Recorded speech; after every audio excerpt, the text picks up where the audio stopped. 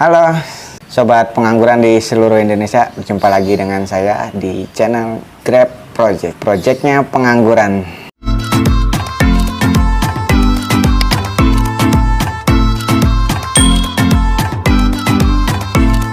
Jumpa lagi dengan saya Gunawan. Hari ini kita akan membahas soal grafting. Apa saja yang perlu kita perhatikan, dan kita akan merangkum dari berbagai sumber teknik-teknik grafting, apa saja penyebab kegagalannya. Untuk grafting hari ini kita akan menggunakan cutting yang ukurannya lumayan besar. Jadi begini teman-teman, bentuk cuttingnya seperti ini ya. Ini ukuran spidol tangan.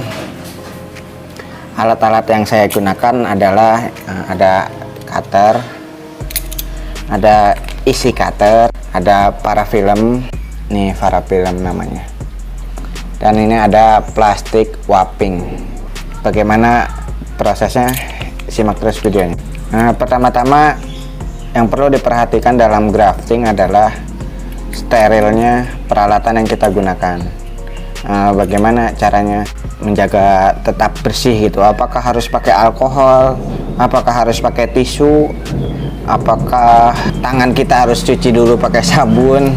Menurut saya hal-hal seperti itu memang benar, memang bagus ya, bisa dibilang sangat bagus. Pada kali ini yang saya ingin jelaskan adalah grafting itu tidak selalu berhasil walaupun kita sudah melakukannya dengan sesempurna mungkin. Ini ada salah satu contohnya teman-teman, ya sudah keluar akar, bisa dilihat sudah keluar akar, tapi ini entresnya sudah hitam, sudah gosong, gagal. Jadi kita akan praktekkan dulu bagaimana cara graftingnya, dan nanti akan dilanjut lagi dengan teorinya agar kita paham bagaimana cara grafting yang sederhana tapi bisa berhasil. Oke, pertama-tama kita akan lakukan penggantian cutter karena ketajaman pisau itu di channel saya Grab Project ini adalah sangat penting. Pertama, ketajaman pisau sangat penting karena grafting yang kita lakukan itu sudah bagaikan kita melakukan operasi manusia. Gunakan alat yang sesteril mungkin dan layaknya kita memperlakukan manusia. Supaya apa? Supaya tidak terjadinya infeksi, tidak terjadi pembengkakan, tidak terjadi memar, dan banyak lagi. Kita akan ganti dengan cutter yang masih baru teman-teman. Nah, ini dia cutter yang baru. Nah, di cutter yang baru ini kan masih ada minyaknya, ada cairan agar dia tidak berkarat. Jika ada kalian punya tisu atau mau dilap pakai tisu boleh, tapi saya biasa ya begini aja, kita lap ke celana dengan arah yang beda ya. Ini pisaunya tajamnya di sini, kita lapnya ke sini. Bagi saya sudah cukup steril, cukup seperti ini. Oh iya, satu lagi, ini adalah entres jenis ninel yang akan kita pergunakan. Kita akan pergunakan entres ini. Kenapa masih ada daunnya? Itu sebenarnya salah satu rahasianya. Jadi ini adalah entres yang akan kita gunakan sebagai batang atas. Untuk pemula yang belum sama sekali tahu apa itu entres, apa sih fungsi dari entres? Jadi begini teman-teman, entres ini adalah batang anggur impor yang rasanya manis. Jadi ini adalah batang anggur anggur impor yang rasanya asam. Kita akan mengawinkannya supaya jadi manis dengan batang sambungan yang di sini. Ini adalah entres jenis ninel yang buahnya itu bulat, merah, dan rasanya crispy. Jadi teman-teman semua, untuk keberhasilan yang sangat besar, kalian harus memiliki entres sendiri. Jika kalian beli dalam pengiriman, sekalipun entresnya masih hijau, Terkadang jika packingnya tidak bagus, maka si entresnya itu akan terjadi layu dan kepanasan di jalan. Walaupun ketika entresnya sampai kondisinya masih hijau, tapi perhatikanlah mata tunasnya sudah mulai ada pembusukan belum. Nah, terus biasanya batangnya udah mulai agak menguning dan cenderung mulai mau membusuk. Sebenarnya itu adalah rahasia dari keberhasilan grafting kita kali ini. Pergunakanlah entres yang sesegar mungkin. Caranya bagaimana? Caranya minimal kita harus memiliki bibit impor sendiri untuk dijadikan bahan belajar kita grafting. Untuk belajar itu tidak butuh satu atau dua gitu. Jika kita mengalami kegagalannya tapi kita punya bibitnya, kita bisa melakukannya terus menerus. Nah, untuk bibit juga ya, bibit impor itu biasanya dari menanam sampai usia 3 bulan kita sudah bisa sebenarnya memanen entresnya untuk kita pergunakan belajar grafting. Jadi itu adalah kuncinya teman-teman, milikilah bibit terlebih dahulu. Sekarang yang saya lakukan adalah membersihkan daunnya dulu. Kita akan pilih bagian mana entres yang paling bagus untuk di grafting.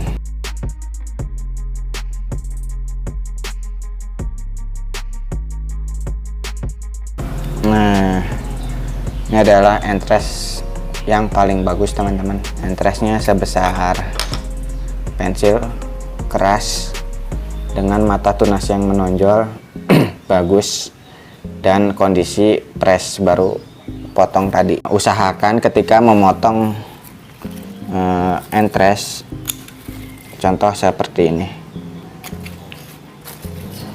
seperti ini ya, kita potongnya mepet, jangan disisakan. Misalkan di sini, disisakan kayak seperti ini, atau di sini masih ada ininya sedikit nih.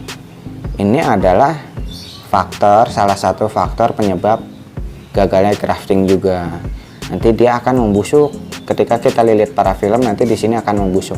Jadi sekalipun sambungannya di sini berhasil menempel, dia akan membusuk dari mata tunas. Jadi faktornya banyak sekali.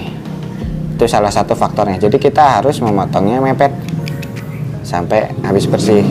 Tapi mata tunasnya jangan kepotong ya teman-teman. Entres yang kita pergunakan hanyalah satu mata tunas seperti ini. Jadi ini yang besar, ini yang kecil. Kita akan pergunakan yang besar. Banyak pertanyaan di dalam dunia pengangguran, bagus mana entres besar atau entres kecil? Nah, sebenarnya pertanyaan seperti itu menurut saya adalah pertanyaan yang sia-sia. Kita tahu entres yang besar ini lebih bagus daripada entres yang kecil. Tergantung teman-teman adanya di sana entres besar atau entres kecil. Kalau untuk sekedar hanya bisa atau tidaknya, entres besar maupun entres kecil bisa kita grafting. Entres sebesar ini ataupun entres sebesar ini tetap kita bisa grafting pada cutting besar seperti ini. Kita akan mulai. Pertama-tama adalah pemotongan entres tadi. Yang kedua, kita akan gunakan ini namanya parafilm. Parafilm ini berfungsi untuk menjaga kelembapan entres ini. Ini kan batang muda ya, dia mudah menguap. Jika tidak dililit parafilm, nanti dia akan mengering. Fungsi dari parafilm ini adalah sangat penting teman-teman, karena dia adalah pengganti sungkup. Tanpa sungkup kita bisa menggunakan parafilm ini sebagai penggantinya. Jika teman-teman nggak punya parafilm, bisa menggunakan sungkup, tapi sangat disarankan menggunakan parafilm karena sungkup itu ribet dan cenderung menguap. Nanti begitu ada uap dan uapnya itu netes ke bagian sambungan atau menetes ke entres ini, nanti akan terjadi pembusukan teman-teman dan bisa berjamur juga. Jadi saya biasa menggunakan parafilm ini untuk melilit entres. Bagaimana cara melilitnya itu juga penting. Pertama, parafilm ini kita tarik dulu, set. Perlakuan kita terhadap entres bagaikan kita memegang bayi teman-teman. Entres ini adalah batang muda. Batang muda dia itu sensitif sekali Kita memegang terlalu kencang, dia akan terjadi memar. Kita melilit terlalu kencang juga sama, dia akan terjadi memar. Itulah sebenarnya faktor-faktor penyebab kebusukan entres juga. Jadi si parafilm ini kita tarik dulu, setelah itu kita lilit. Jadi gini teman-teman. Nah setelah itu kita pegang dulu, pegang seperti ini, tarik lagi, putus. Nah gini teman-teman, ditarik lagi, jangan terlalu ini juga nanti putus kayak tadi. Baru kita lilit lagi pelan. Jadi pegang lagi, lilit lagi. Nah seperti ini, tarik, lilit lagi, tarik, lilit lagi. Fungsinya apa? Agar si entres ini tidak terlalu tertekan oleh parafilm. Ada beberapa metode teman-teman yang lain bahwa si mata tunas ini tidak dililit, tapi kalau untuk saya di channel Grab Project ini mata tunas dililit parafilm. Jadi semua full kita lilit dengan parafilm. Fungsinya apa? Untuk menjaga kelembapan si entres ini teman-teman. Nah perlakukan entres ini bagaikan bayi, kita melilitnya juga pelan-pelan. Di dalam beberapa kasus banyak yang bilang kalau dililit parafilm nanti mata tunasnya sulit untuk pecah, dan ada beberapa teori yang mengatakan bahwa kalau mata tunasnya kita lilit dia bisa berbulan-bulan tidak pecah tunas. Padahal itu terjadi bukan karena parafilm, ada faktor-faktor yang lain yang bisa menyebabkan si entres ini berbulan-bulan tidak mau pecah tunas. Nah itu nanti akan kita bahas juga di episode berikutnya. Setelah seperti ini udah dipahami ya, kita lakukan entres ini bagaikan bayi. Tangan saya juga steril, tidak basah, tapi juga tidak mencuci pakai sabun atau harus tisu kita lap-lapin, tidak teman-teman. Cukup seperti ini aja sudah bagus. Kemudian kita pergunakan cutter yang masih baru, yang sangat tajam. Ini benda tajam, kita harus mempergunakannya sehati-hati mungkin. Banyak sekali kasus terjadinya tangan kita teriris oleh cutter yang sangat tajam ini. Akhirnya banyak teman-teman di dunia pengangguran yang kapok untuk menggunakan cutter. Nanti kita akan praktekkan bagaimana menggunakan cutter ini dengan cara yang aman gitu, agar tidak terkena tangan. Karena menurut saya itu juga sangat penting. Akhirnya teman-teman yang lain kapok menggunakan cutter, akhirnya menggunakan pisau dapur yang tidak begitu tajam. Padahal saya sangat menyarankan menggunakan cutter ini atau silet juga tajam. Jadi awal-awal sudah kita lilit full. Kemudian ini cuttingnya. Ini cutting yang kemarin yang sudah kita pendam selama 2 minggu karena treatmentnya tidak terlalu bagus, tidak maksimal, maka hasilnya pun tidak maksimal, belum keluar kalus. Tapi di beberapa titik di sini ada kalus nih teman-teman, ada kalus sedikit. Ini menandakan bahwa si cutting ini sudah mulai hidup ya, jadi sudah bisa kita pergunakan. Ada lagi teori, Om bagus mana? Bagus kita pendam sampai keluar akar atau hanya sekedar berkalus? Teman-teman, saran dari saya kita pergunakan cutting yang baru berkalus saja ataupun baru keluar kalus sedikit gitu. Itu nggak apa-apa teman-teman, daripada kita pergunakan, kita pendam sampai dia keluar akar. Karena apa? Yang dikhawatirkan teorinya seperti ini teman-teman.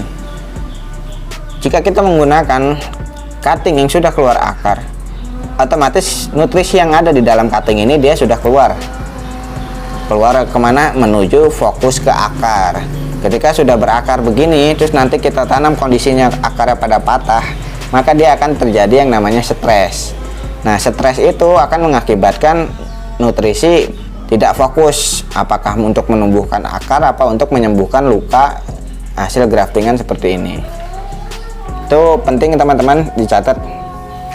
Sekali lagi untuk pemula Yang tidak suka tantangan, yang nggak mau ribet, lebih baik membeli bibit yang sudah jadi. Karena dalam grafting ini dia memiliki tantangan yang tidak semudah kita bayangkan. Katanya tinggal sambung lalu hidup, tidak semudah itu. Hari ini kita akan praktekkan. Jadi setelah kemarin ada video untuk menjelaskan bagaimana tahu posisi atas bawah. Kalus yang bagian atas cenderung berwarna putih susu, putih bening, dan kalus yang bagian bawah cenderung berwarna putih susu, putih kental. Dan jika ini kedua-duanya kalusnya tidak terlalu bagus, tapi di sini ada teman-teman sedikit kulit yang pecah, ini menandakan bahwa dia akan keluar akar. Jadi saya pastikan ini adalah bagian bawah dan ini bagian atas. Untuk cutting besar seperti ini, dia memiliki kulit yang tebal teman-teman, jadi nanti kulitnya bisa kita kupas. Berbeda halnya dengan cutting seukuran pensil seperti ini, misalkan yang sudah tua, dia tidak memiliki kulit yang bisa kita kupas. Maka dari situ teknik grafting yang kita gunakan berbeda lagi teman-teman. Nanti ada video selanjutnya juga. Untuk kali ini kita akan grafting dengan cutting yang besar ini dengan cara belah kulit. Banyak teori mengatakan bahwa jika cutting yang sudah dipendam itu bagian atasnya cenderung kotor dan harus kita buang dulu. Itu menurut saya tidak baik. Karena apa teman-teman? Karena dia sudah bekas dipotong, dia sudah mulai menyembuhkan lukanya. Ketika kita potong lagi, maka dia akan membuat luka baru, dan luka baru itu membutuhkan energi yang cukup besar dari si cutting ini untuk nanti dia menyembuhkan lagi.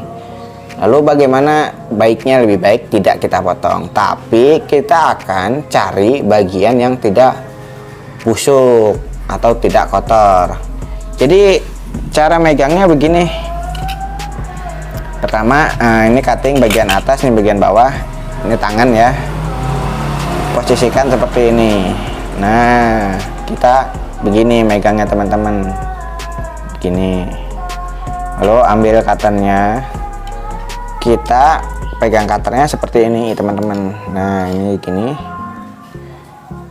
kita si jari ini akan kita pegang di sini untuk menahan agar potongan tidak meleset ke kiri atau ke kanan. Potongan di sini kita sesuaikan dengan entres yang akan kita gunakan sebesar ini ya teman-teman. Nah, seperti ini. Bagaimana Om kalau potongannya terlalu kecil? Lebih baik terlalu besar daripada terlalu kecil. Jadi lebih besar dari entres ini, itu nggak masalah. Tapi kalau untuk lebih kecil, nanti ketika kita menekan entresnya, maka dia akan terjadi memar di sini, dia kejepit.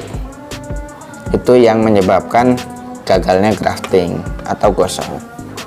Jadi begini teman-teman posisinya ya.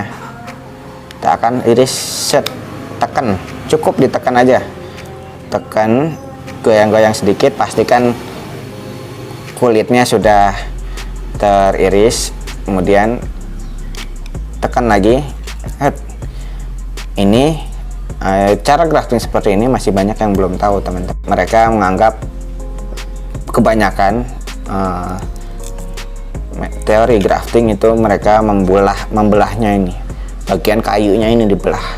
Itu sangat sulit dan sangat berbahaya. Nah, setelah itu kita akan kupas kulitnya teman-teman, kupas dengan tangan seperti ini. Jadi begini teman-teman hasilnya. Kita tarik seperti ini. Nah, di sini ada bekas luka teman-teman, luka kotor dan luka memar. Karena apa? Karena tadi posisi saya mencongkel kulitnya ini dengan tangan seperti ini kan kotor, otomatis dia akan memar dan dia akan terjepit.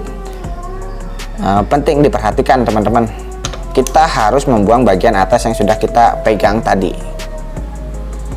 Tes. Nah, otomatis bekas potongan ini adalah sangat steril. Nah, lalu jadi kulitnya ya teman-teman, kulitnya. Om, katanya grafting itu harus kambium ketemu kambium. Apa sih kambium? Menurut saya tidak begitu teman-teman. Kambium itu adalah ini nih, batang tuanya atau kayunya yang keras nih yang di dalam. Ini adalah kambium. Dan ini adalah kulit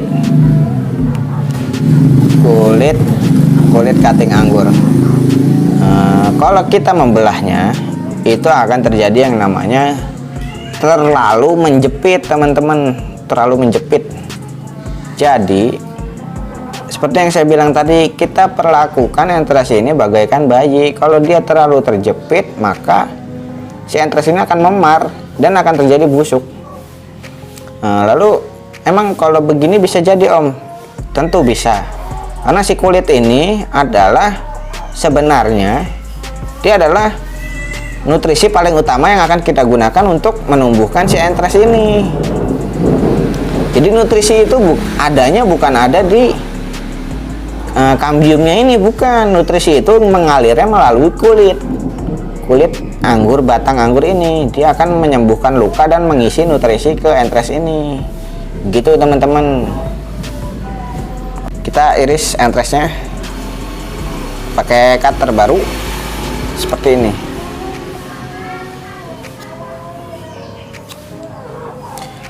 Om, gimana irisannya harus presisi? Ya betul, irisannya harus presisi. Bagaimana cara kita menemukan presisi? Gunakan cutter yang sangat tajam, cutter yang baru. Otomatis irisan kita pun akan bagus teman-teman. Hasilnya seperti ini, bisa dilihat.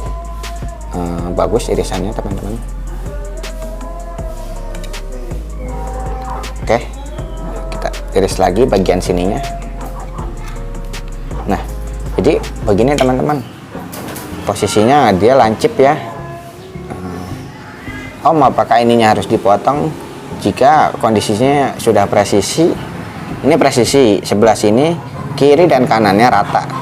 Kalau emang belum presisi, kita akan iris lagi sampai dia posisinya presisi seperti ini. Jadi bagian sebelah sini, jadi ini mata tunas sebelah sini, dan ini bagian belakang mata tunas. Yang kita iris lebar adalah bagian belakang mata tunas. Kemudian bagian yang ada mata tunasnya kita iris sedikit saja.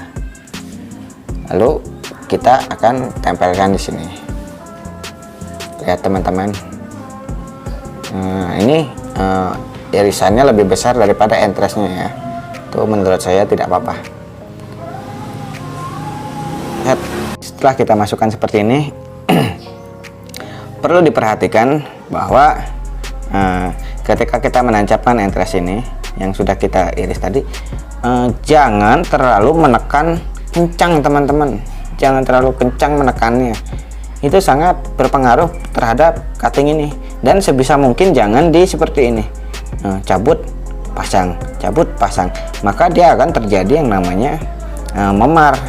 Nah, memar ini yang akan menyebabkan bahasanya kalau manusia itu terinfeksi gitu teman-teman.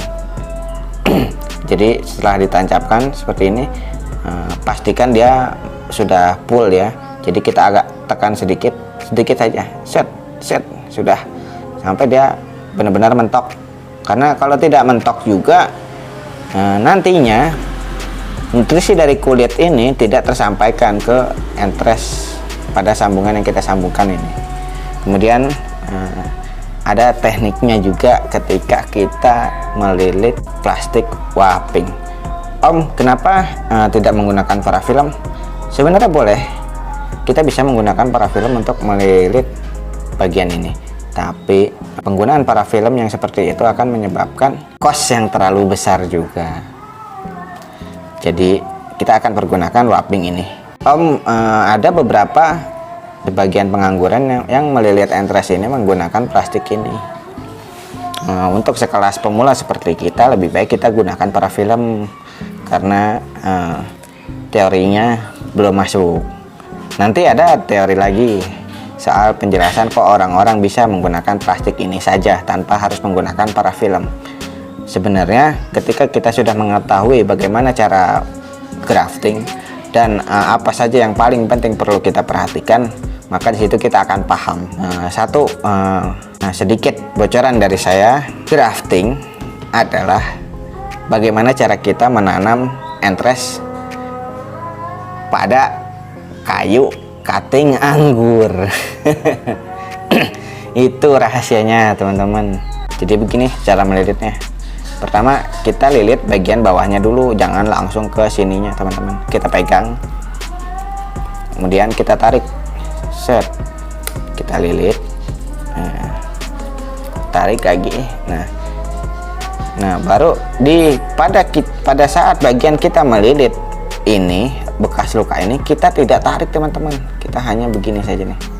Nah ketika dia sudah ada posisi di belakang, kita pegang, kita tarik, set. Nah ketika kita lilit lagi, nah tidak terlalu ditarik teman-teman, jadi seperti itu. Itu adalah rahasianya. Jangan melilit entres terlalu kencang, karena kembali lagi saya bilang, perlakuan terhadap entres bagaikan kita sedang memegang bayi. Entres ini adalah batang muda, bukan batang keras. Om, bagaimana kalau kita pakai cutting untuk disambung ke cutting? Oh, itu malah lebih bagus lagi. Karena apa? Cutting sudah kuat, sudah keras, ketemu cutting lagi. Nah, jadi keberhasilan graftingnya bisa lebih besar lagi teman-teman. Oke. Nah ini kita lilitnya seperti ini teman-teman, perhatikan ya yang detail ya. Ini seperti ini, set, pegang, tarik, lilit lagi, set, pegang, tarik, lilit lagi. Oke. Nah bagian terakhir kita tes, kita nempel. Jadi melilitnya jangan terlalu, karena kita nafsu. Om katanya yang penting nempel, nggak gitu juga teman-teman. Kalau kita melilit ya terlalu keras, maka si entres ini akan terjadi memar. Jadi kita cukup hanya sekedar menjaga kelembapan di bekas sambungan ini agar dia tidak menguap.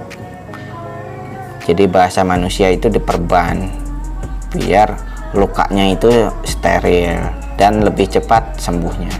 Lalu bagian atasnya ini semua saya lilit dengan waping ini nih teman-teman, semua dililit ya.